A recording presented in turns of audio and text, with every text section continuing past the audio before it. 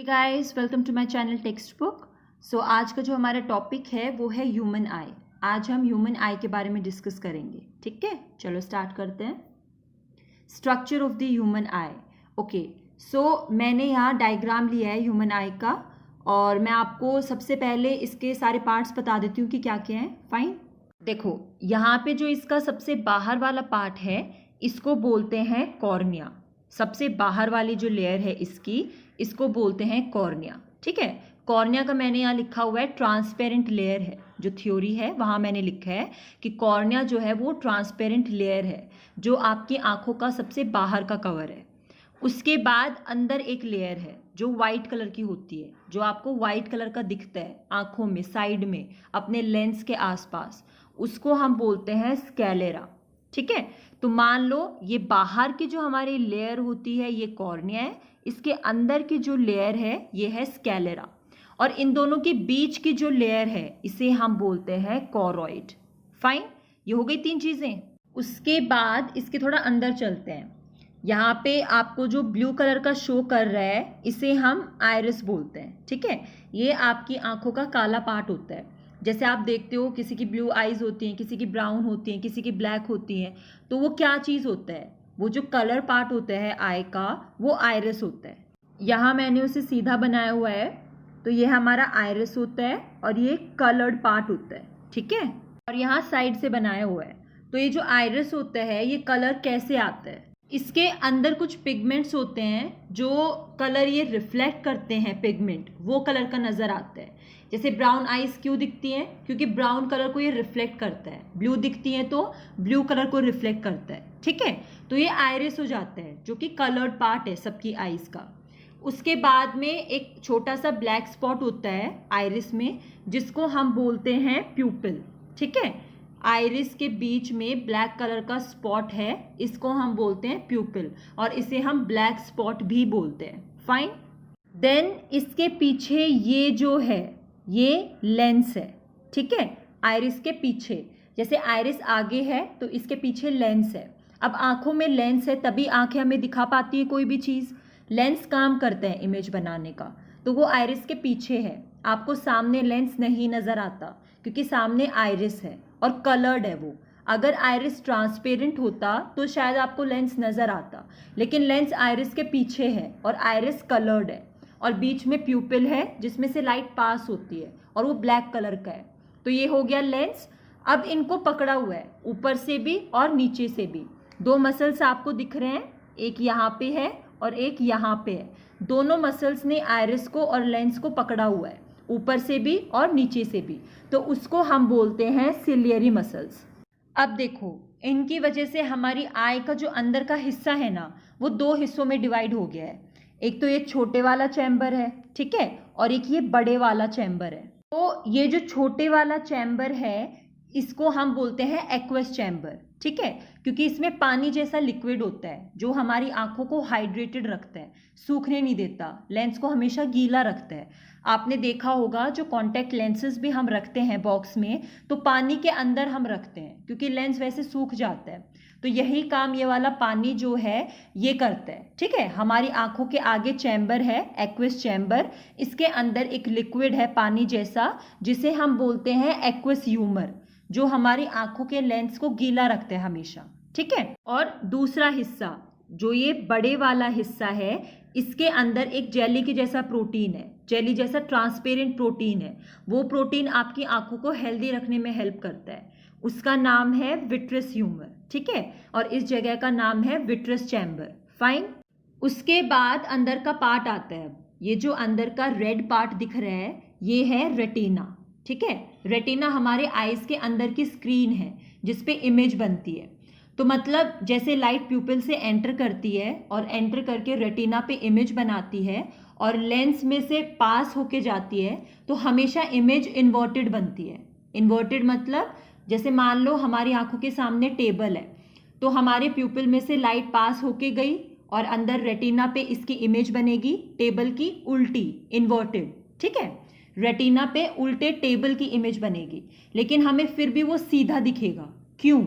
क्योंकि ये इमेज जब हमारे नर्व्स के थ्रू हमारे माइंड में जाती है तो वो वापस से इन्वर्ट हो जाती है। तो हमें वो चीज़ वापस वैसी दिखती है जैसी वो है। क्लियर? अब रेटिना में क्या होता है? रेटिना के अंदर दो तरह के फोटो रिसेप्टर होते हैं। फोटो रिसेप्टर क्या होता है? जो लाइट को रिसीव करते हैं। फोटो मतलब होता है लाइट जो लाइट को रिसीव करते हैं। तो उसमें होते हैं रॉड्स और कोन्स। रॉड्स होते हैं जो रात को काम करते हैं अंधेरे में, कॉन्स होते हैं जो लाइट में काम करते हैं। तो यहाँ पे ब्लैक कलर का मैंने एक छोटा सा स्पॉट बनाया है। तो ये जो ब्लैक स्पॉट है, यहाँ पे हमारे बहुत सारे कॉन्स इकट्ठे होते हैं एक साथ। इसको बोलते हैं फोविया, या फिर हम इसे येलो स्पॉट भी बोल सकते हैं। ठीक है, अब आता है ब्लाइंड स्पॉट। अब ये ब्लाइंड स्पॉट क्या है? जैसे ये आपका रेटिना है, इनमें सब में फोटो रिसेप्टर है, मतलब ये लाइट को रिसीव करते हैं। लेकिन एक जगह ऐसी होती है जहाँ पे ये फोटो रिसेप्टर नहीं होते। वो कौन सी जगह होती है? जहाँ से आपकी ऑप्टिक नर्व स्टार्ट होती है। तो ये ऑप्टिक नर्व जहाँ जुड़ी हुई है आईज से, वो एरिया ब्लाइंड स्पॉट है, क्योंकि यहाँ पे इमेज नहीं बनती। और इस जगह पे ब्लाइंड स्पॉट इसलिए है क्योंकि फोटो रिसेप्टर यहाँ नहीं है। ये छोटी सी जगह है, थोड़ी सी जगह है जहाँ पे फोटो रिसेप्टर नहीं है, तो वहाँ पे कोई इमेज नहीं बनती। इमेज बनती है रेटिना पे, बाकी जगह पे जहाँ पे रॉड्स और कोन्स हैं। ठीक है, और ऑप्टिकल नर्व क्या चीज़ है? जो आपकी जो यहाँ पे आपको लाइट सिग्नल मिलता है, इसको ब्रेन तक जो लेके जाती है नर्व, इसके अंदर बहुत सारे एक्सॉन्स होते हैं, न्यूरॉन्स होते हैं, जो आप पढ़ चुके हैं ऑलरेडी। तो ये वो ऑप्टिकल नर्व है जो फाइनली यहाँ से ब्रेन तक लेके जाती है आपके इलेक्ट्रिकल इम्पल्सेस के फॉर्म में। लाइट को इलेक्ट्रिकल इम्पल्स में चेंज करती है, क्योंकि न्यूरॉन्स तो इलेक्ट्रिसिटी ही ट्रांसमिट करते हैं ना, आपने पढ़ा है ये। ओके, अब इसकी थ्योरी पे आते हैं। ठीक है, सबसे पहले है कॉर्निया। कॉर्निया क्या चीज़ है? अभी हमने पढ़ा कॉर्निया ट्रांसपेरेंट लेयर है, सबसे पहले जो आंखों में आती है। ठीक है, उसके बाद है स्केलेरा। स्केलेरा वाइट कलर का है, जो आपको नज़र आता है आंखों में, वाइट पार्ट। ये शेप ऑफ आई मेंटेन करता है। ठीक है, और जो बीच की लेयर है, कॉर्निया और स्केलेरा की बीच की लेयर है, उसको हम बोलते हैं कोरोइड। ठीक, अब रेटिना क्या होता है? इनर लेयर होती है। ठीक है, बहुत ही अंदर वाले जो लेयर है वो रेटिना है, जिसके अंदर फोटो रिसेप्टर्स होते हैं, तभी वो इमेज वहाँ बनती है। ठीक है, रॉड्स जो है वो 100 मिलियन होते हैं और कॉन्स जो है वो 7 मिलियन होते हैं, मतलब रॉड्स ज़्यादा है। तो रॉड्स स्कोटॉपिक इमेज बनाते हैं। स्कोटॉपिक मतलब ये नाइट विजन में काम करते हैं, मतलब अंधेरे में। नाइट विजन जैसे नाइट विजन गॉगल्स होते हैं अंधेरे में देखने के लिए। ठीक है, सपोज आप बहुत लाइट वाली जगह से अंधेरे वाले रूम में जाते हो तो 2 सेकेंड लगते हैं आपको एडजस्ट करने में, तब आपको नज़र आना शुरू हो जाता है। तो वो उस टाइम पे रॉड्स काम कर रहे होते हैं। ठीक है, और जब आप लाइट वाली जगह आते हो तो कॉन्स काम करते हैं। ठीक है, उसे हम फोटोपिक बोलते हैं।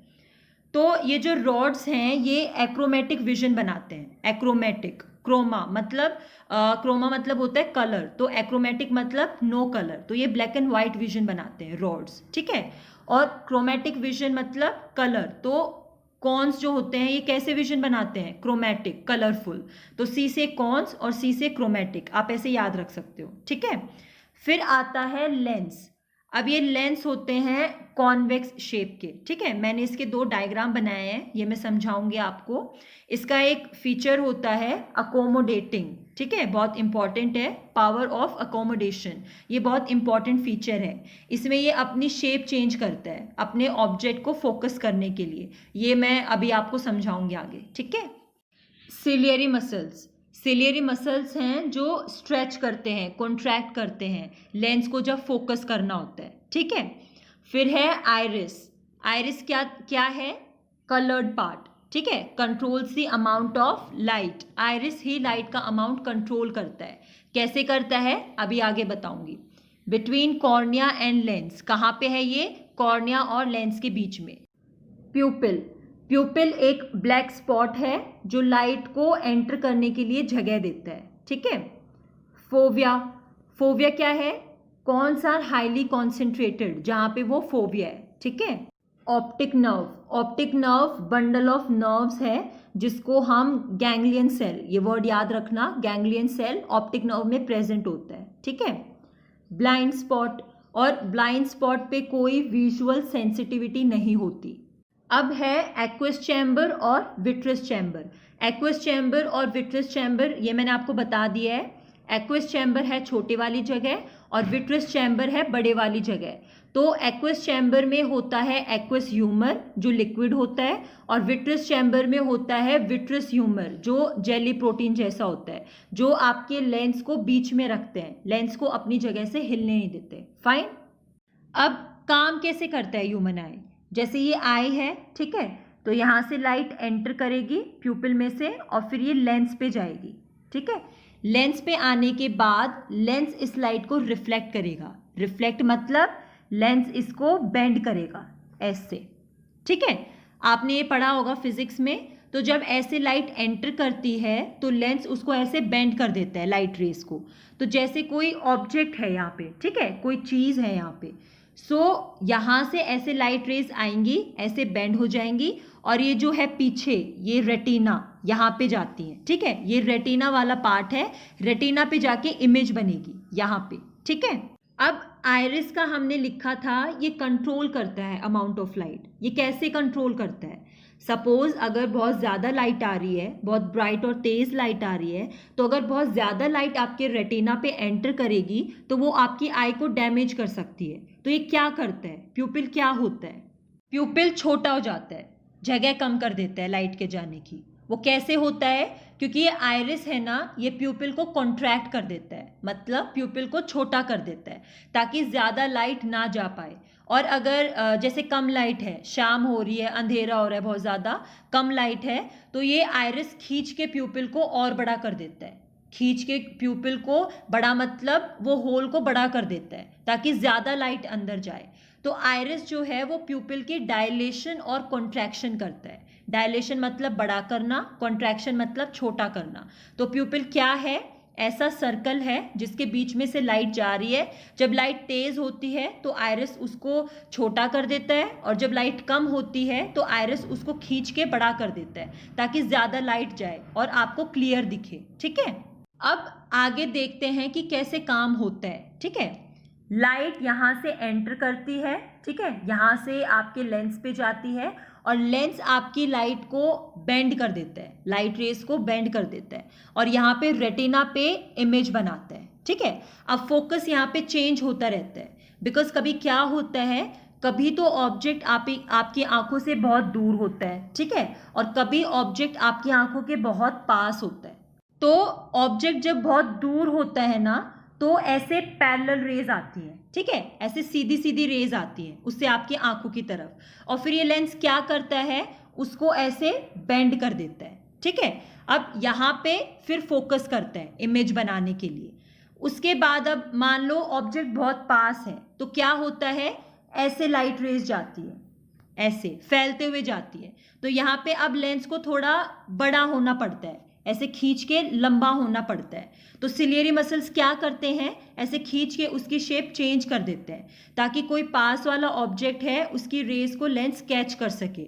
उसके बाद वो उसको बेंड कर देती है, ठीक है, और वापस से उस जगह पे फोकस करता है जहाँ पे इमेज बननी है। मतलब कि चाहे आपका ऑब्जेक्ट दूर हो तो भी क्लियर दिखता है, पास हो तो भी क्लियर दिखता है, ठीक है। ऐसा क्यों होता है? क्योंकि जो आपका लेंस है वो अपनी शेप चेंज करता रहता है फोकस करने के लिए, और लेंस की शेप चेंज करने के लिए कौन हेल्प करता है? सिलियरी मसल्स हैं जिन्होंने लेंस को पकड़ा हुआ है। तो वो उसको स्ट्रेच करती हैं या कॉन्ट्रैक्ट करती हैं डिपेंडिंग ऑन कि आपका ऑब्जेक्ट दूर है कि पास है। क्योंकि दूर होगा तो भी लाइट रेज बेंड होंगी, ठीक है, यहीं पे फोकस करना है, इमेज बनानी है। पास होगा तो भी लाइट रेज बेंड करके यहीं पे इमेज बनानी है। तो इमेज आपकी रेटिना पे ही बनानी है, तो हम रेटिना की पोजीशन चेंज नहीं कर सकते, इसलिए लेंस को बड़ा छोटा कर लेते हैं। किसकी हेल्प से? सिलियरी मसल्स की हेल्प से, ठीक है। तो ये सारे फंक्शंस हो गए आपके पार्ट ऑफ आई के। अब अकोमोडेटिंग फीचर क्या होता है? जो लेंस अपनी शेप चेंज कर रहा है इसको बोलते हैं power of accommodation, changing shape. अगर हमारा लेंस अकोमोडेशन नहीं करेगा तो या तो हमें सिर्फ दूर की चीज़ क्लियर दिखेगी या फिर पास की। ये जो हमें सारी चीज़ें क्लियर दिखती हैं, दूर की, पास की, ये इस वजह से दिखती हैं क्योंकि हमारे लेंस के पास पावर ऑफ अकोमोडेशन है, मतलब वो अपनी शेप को चेंज कर सकता है, ठीक है, फोकस करने के लिए।